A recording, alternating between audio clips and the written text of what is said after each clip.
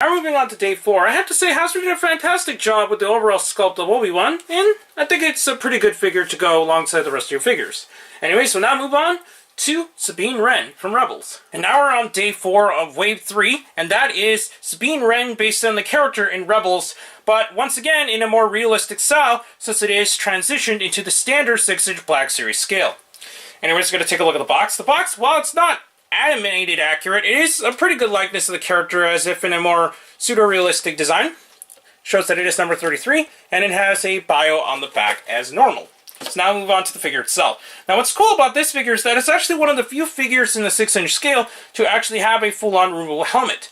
We had some figures like Finn from The Force Awakens, and I think there might have been a couple others which I did not get, that also feature a removable helmet, but I think this one turned out a lot better than the Finn, since this helmet actually stays on a lot better than some of the other characters. And even though it is a little bit on the bulky side, I think it kind of works when trying to put it in a pseudo-realistic style. Articulation-wise, the head is on a ball joint, so it has good range of movement, and the helmet does not restrict it in any shape or form, so that's nice. She has fully jointed shoulders, although she does suffer from the shoulder pads getting in the way, although it's a little bit more of a softer plastic, so it's a little bit pliable, but not by a whole lot. She has fully jointed elbows, although it's just a single joint, unlike some other characters we've seen. She does have fully jointed wrists, with movement up and down in one, but this side it goes left and right, so it's a little bit of a asymmetrical articulation design. She does decent movement in the hips, although the hip pieces do get in the way a bit, and it just doesn't seem to move it that much. She has swivels at the thighs, double joints at the knees, and fully jointed ankles. So once again, Hasbro's doing a fantastic job in the overall articulation, even if it is a little bit hindered. I forgot she does have a pretty decent waist joint. However, it doesn't seem like she has much movement in an ab crunch, so you're not going to get a whole lot of articulation there. The helmet is actually hard to remove, so that's good that it actually stays on, but it is a little bit of a tedious work in order to actually remove the helmet.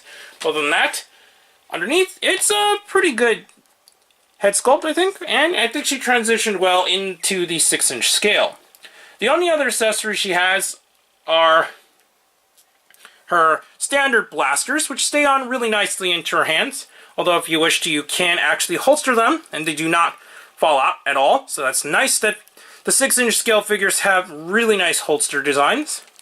And the figure actually includes one other accessory, which is some kind of little spray can, from what I think. I think this is actually a spray can that represents something that Sabine would use, since she is an artist, and from time to time she does make a lot of different art designs all over broken down ships and even at the Rebel base, on the Ghost as well. So I think this is a pretty good figure overall, and especially if you're a fan of a character, I think this is a fantastic figure to have in your collection.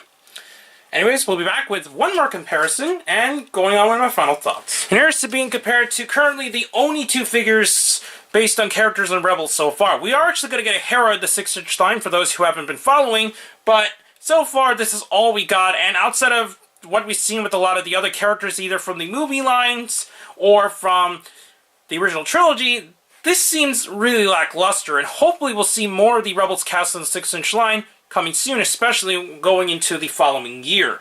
But other than that, I think Sabine is a really nice figure, even if you decide to get her on her own. Although I do have a few nitpicks of the figure, and that's the fact that, yeah, the helmet is a little bit on the big side.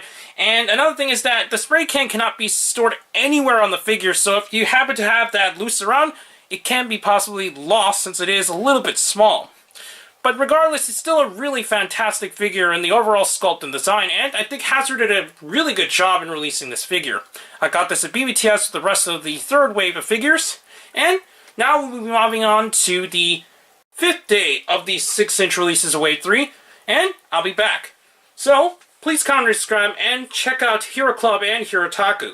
Also check me on Twitter at Darkon633, and don't forget to check down the other channels down below. Please check the little bell at the bottom of the screen in order to see the content go up as soon as possible, and we'll be seeing another review tomorrow. See you on YouTube. Bye.